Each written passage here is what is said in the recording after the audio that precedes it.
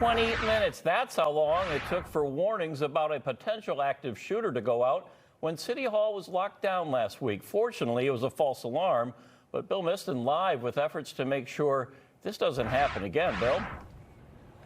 Yeah, hey there, Ted. And the City Hall complex is part of 3 total buildings. You have City Hall, then you have 809 North Broadway, and then north of that you have the Zeidler Municipal Building. Well, it's in that building that the city says an employee was in the process of getting fired. And police say that a person slammed the door and it was believed that that sounded like gunshots. But nearly 30 minutes went by before an address went out on a public address system in the City Hall complex. But the thing is, the speakers in the Zeidler building didn't work.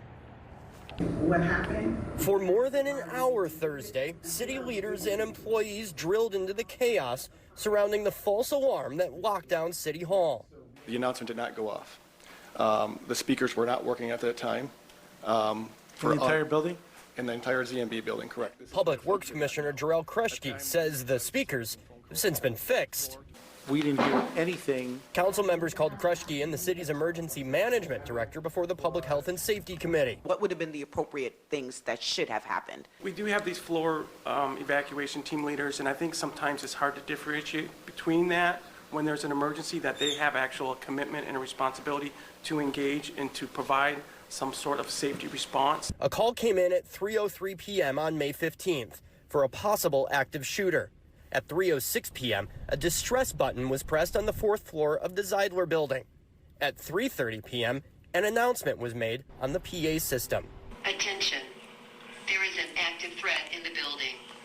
Lock doors and shelter in place immediately. Is 20 minutes adequate time? I mean, we don't need to put false information out there, and I think that's where the delay happened. And was it too long? Yes. 3 officers on site in seconds.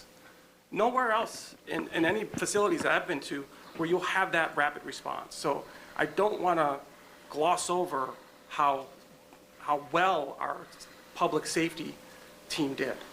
There were no text alerts, and an email didn't reach elected officials. Some said they only learned something was wrong when running into the mayor's security detail. Does the city have a comprehensive plan in place, and is it being executed correctly? I don't believe so at all. The Common Council president says he wants a concrete plan and employee training so this doesn't happen again. If a plan is going to collect dust and no one's going to execute, how we understand it and do it, it makes no sense. Now, the city's emergency management director, as well as the Public Works Commissioner, said that they were meeting with different stakeholders involved in this response last Thursday, including the police and fire department today, and that they would be moving forward with recommendations from that of how to improve this process. Well, in the meantime, Common Council President Jose Perez says he intends to put together a work group that would include the clerk's office to ensure that people, if there are messages sent out, that those people are getting those very important messages if and when an incident like this would arise in the future. Reporting in Milwaukee, Bill Miston, FOX 6 News. All right, thanks for that update, Bill.